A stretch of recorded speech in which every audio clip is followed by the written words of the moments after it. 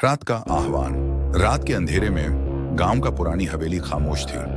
हवेली के दरवाजे हमेशा ताले से बंद रहते थे, लेकिन एक रात अचानक ही दरवाजा खुल गया। गांव वाले हैरान थे क्योंकि वहां कोई भी नहीं रहता था। संध्या के बाद जब चांद की चांदनी पूरे गांव पर छाई थी, राघव नाम का एक युवक जिसने गांव में कई अजीब कहानियां सुनी थी, हवेली की ओर बढ़ा। वह जानना चाहता था कि आखिरकार इस हवेली में क्या रहस्य है। हवेली का दरवाजा धीरे धीरे खुल गया और राघव ने अंदर कदम रखा। हवेली के अंदर अंधेरा था, लेकिन उसकी आंखें धीरे धीरे अंधेरे में देख सकी। उसने देखा कि एक पुराना फर्नीचर और धूल भरी दीवारें थीं। वह धीरे धीरे हवेली की ओर बढ़ा, जब अचानक उसे एक हल्की सी हंसी सुनाई दी। हंसी न तो स्त्री की थी और न ही पुरुष की, बल्कि ऐसी थी जैसे कोई पागल व्यक्ति हंस रहा हो। राघव का दिल तेजी से धड़कने लगा, लेकिन उसने हिम्मत जुटाई और आवाज की ओर बढ़ा।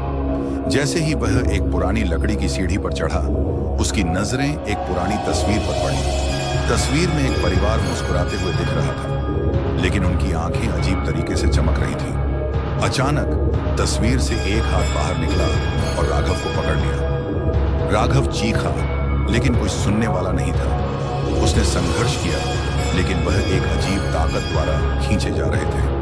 जैसे ही वह अपने आप को बचाने की कोशिश कर रहा था, वह महसूस करने लगा कि हवेली की दीवारें उसके चारों ओर संकुचित हो रही थीं। चांद की चांदनी के साथ साथ हवेली का अंधेरा और गहरा हो गया। राघव की चीखें हवा में विलीन हो गईं और अचानक सब कुछ शांत हो गया। अगली सुबह गांव वाले हवेली की ओर गए, लेकिन राघव का कोई भी निशान नहीं मिला। हवेली के दरवाजे फिर से बंद हो गए और अब कोई भी उस ओर नहीं जाता।